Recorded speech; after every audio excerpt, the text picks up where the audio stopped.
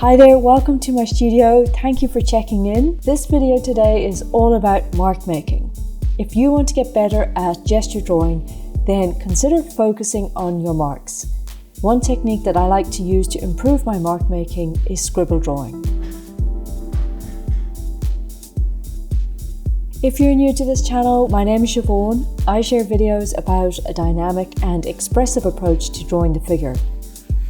In this video, I want to explain how your mark making is just as important as your observation when it comes to making good figure drawings, and specifically when it comes to improving your gesture drawing. As usual, I'll leave a link in the description to the exact pose that I'm drawing from, so check that link below and pull it up if you want to draw alongside with me.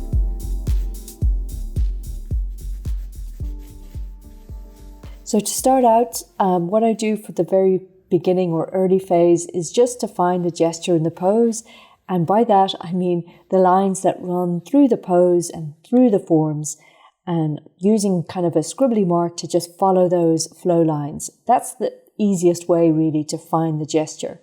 By the way, if you do want more information about how to easily see the gesture in any pose, I made a video specifically about that, and I'll link that below so you can go check that out if you want. But with this technique, once you've mapped out like an overall gesture, then you can dial it in a little bit more precisely by following the gesture lines through the individual forms, like the torso or the arms. You're following the anatomy, but just using a very loose scribbly line in a gestural way.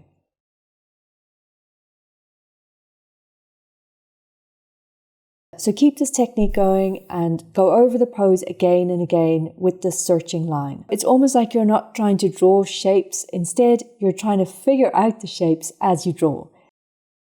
You can also let your lines or your scribbles build up over one area over and over again to create shading or to create a sense of volume.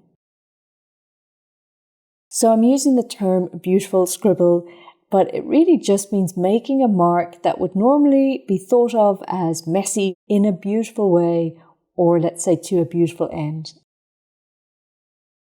Now I know beautiful is a very subjective word.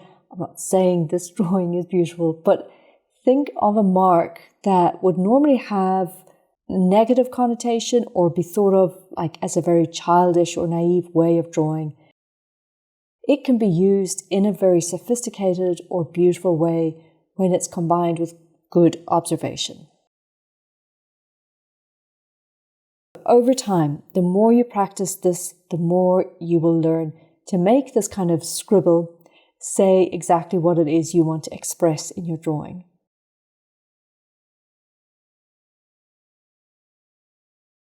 Most of the time in figure drawing, we focus on how we observe the model or how we look, how we see things correctly.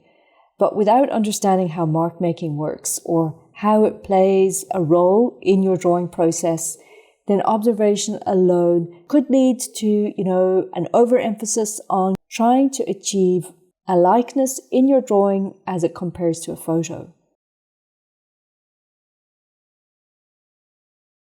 In that sense, you could really miss out on the opportunity to achieve a likeness in your drawing as it compares to how you feel or sense the figure. And the reason that I'm pointing this out is because how you feel or sense the figure is how you can draw your gestures. It doesn't make any sense to try to achieve a photo likeness in gestural studies. So if you want to improve your gesture drawing, then focus on your feeling or your sense of the figure or the pose. You'll immediately find that you just can't draw neat outlines. It just doesn't work. Your gesture drawings don't seem successful, let's say. You need to make different kinds of marks than how you would normally draw. So this scribble drawing is just one example of using your pencil or your charcoal in a different way. You could also explore mass drawing where you use the side of a charcoal to build up tonal values. That's another powerful way to make strong gesture drawings.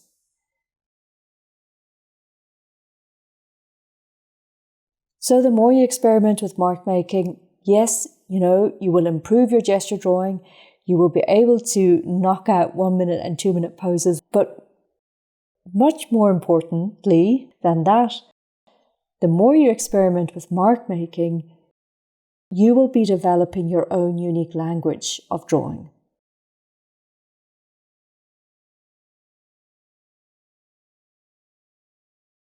A drawing language that's unique to you, I think, should be it should be the ultimate goal of your drawing practice as a whole. That's what I think anyway. Another thing I should point out is that developing your own language of drawing really is a lifetime pursuit. So it's going to evolve and get better over time. It's not something that you can achieve in, 1 or 2 steps and then it's done and then you don't ever have to worry about it again. It's a lifetime practice. So as I say, the better you get at observation and anatomy and, proportion, the more sophisticated, the more varied, the more interesting your drawing language becomes. And that's the point where I think you'll be able to just drop every technique you've ever used and simply draw in your own natural expression.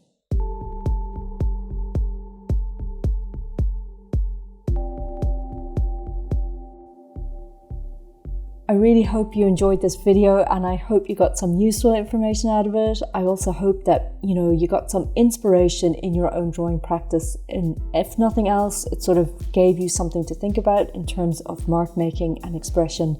Please let me know in the comments what you think. Is this an area that you think you need to improve on, or are you more focused on improving your observation when it comes to drawing? I'd love to hear from you. Thank you so much for watching. Give the video a like if you think it's worthwhile, and definitely consider subscribing so that we can stay in touch. Thanks for watching, and I'll see you in the next video.